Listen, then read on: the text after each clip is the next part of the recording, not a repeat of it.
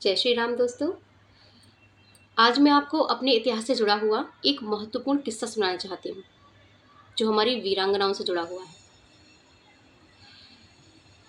अकबर के ज़माने में अकबर हर साल एक नौरोज़ का मेला दिल्ली में लगवाता था। उस नौरोज़ के मेले का मकसद क्या था कि उसमें जो सुंदर स्त्री आती थी, जो सबसे सुंदर औरत उसे लगती थी, वो उसको अपने दासियों द्वारा धोखे से अपने जनाना महल में पहुंचा देता था। ये उसका नौरोज़ के मेले का मकसद था, क्योंकि उसमें पुरुषों का जाना वर्जित था। उसमें अकबर जनाना कपड़े पहनकर, औरत का वेश धारण कर कर उस मेले में पहुंचता था और वहां से एक सुंदर स्त्री पसंद करता था, जिससे उसकी दासियां जनाना महल में पहुंचा देती थी धोखे से। एक बार क्या हुआ कि महाराणा प्रताप सिंह की भतीजी बाईसा किरण देवी जी उस मेले की डिजाइन देखने के लिए वहां पर गई। तो अकबर को वो बहुत मंत्रमुग्ध कर गई। अकबर ने अपनी दासियों को इशारा किया तो दासियों ने धोखे से उनको जनाना महल में पहुंचा दिया। अब जनाना महल में पहुंचकर अकबर ने जैसे ही उनके पास आने की कोशिश की,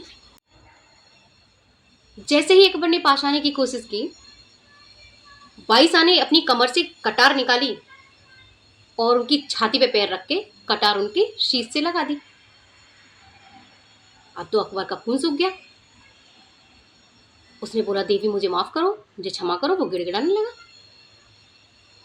तो बाईसा किरण देवी ने कहा कि अगर एक ही शर्त है, मैं तुझे माफ कर सकती हूँ, अगर तू ये नौरोज का मेला दिल्ली में न लगवाए प्रतिवर्ष, तो मैं तुझे माफ करूंगी।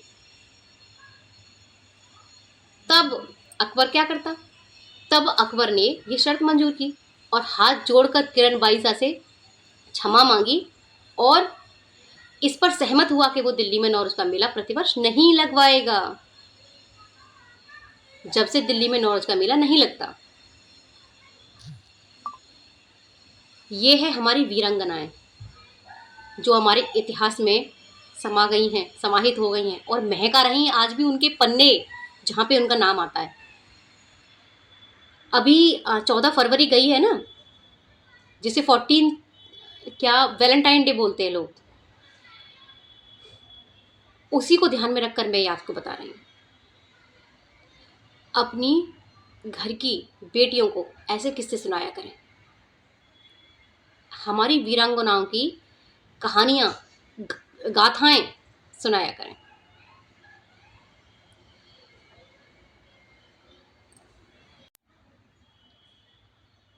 हम अपनी बेटियों को अपनी उन माताओं और बहनों के बारे में बताएं जिन्होंने एक अपनी मिसाल को कायम किया है इतिहास में। और ऐसा नहीं कि आज नहीं है ऐसी स्त्रियां, आज नहीं है ऐसी नारी, आज भी हैं।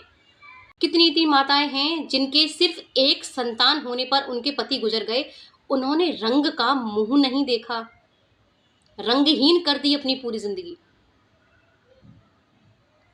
जो चले गए दुनिया से, उन्हीं के नाम उनकी पूरी लाइफ हो गई, उन्हीं के नाम उनकी पूरी जिंदगी हो गई, उन्हीं के साथ उनके रंग, उनकी खुशियां, उनकी हंसी मुस्कुराहटें चली गईं।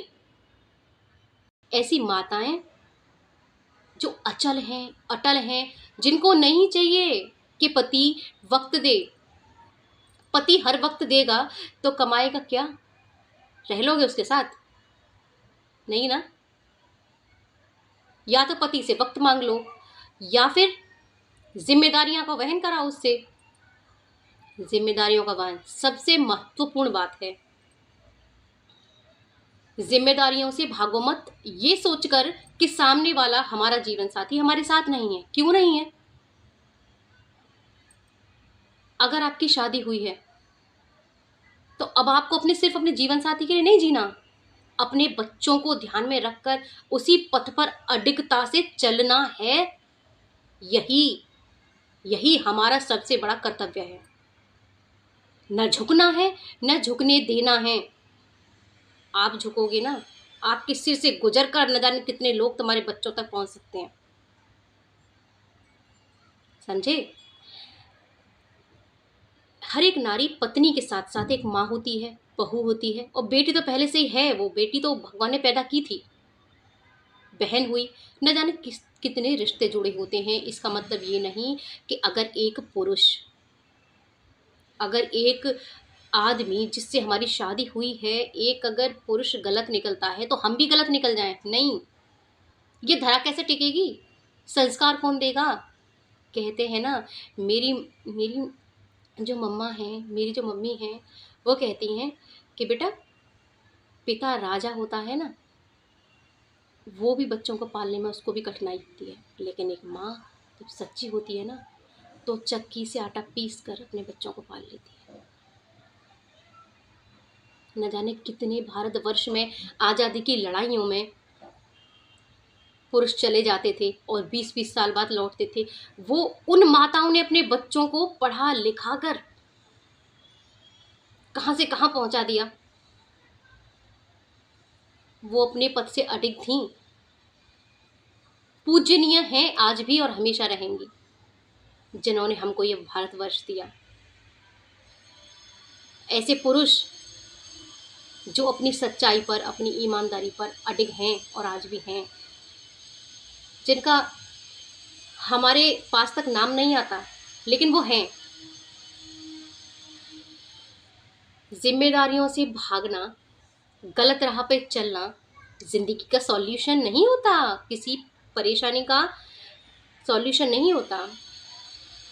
जिम्मेदारियों पे अडिग रहना ही हमारी जिंदगी का धर्म है।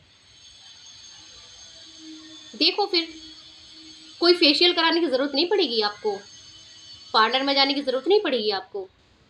जिम्मेदारियां उठाते हुए जो आपके चेहरे पे चमक आएगी, वो सारी फेशियल से ज़्यादा महत्वपूर्ण होगी, सबसे ज़्यादा अच्छी होगी, सबसे ज़्यादा दमकेगा आपका चेहरा। जब आपके बच्चे आपके सामने खड़े होके बोलेंगे कि मुझे गर्व है आपकी माँ पे और गर्व है अपने पिता पर।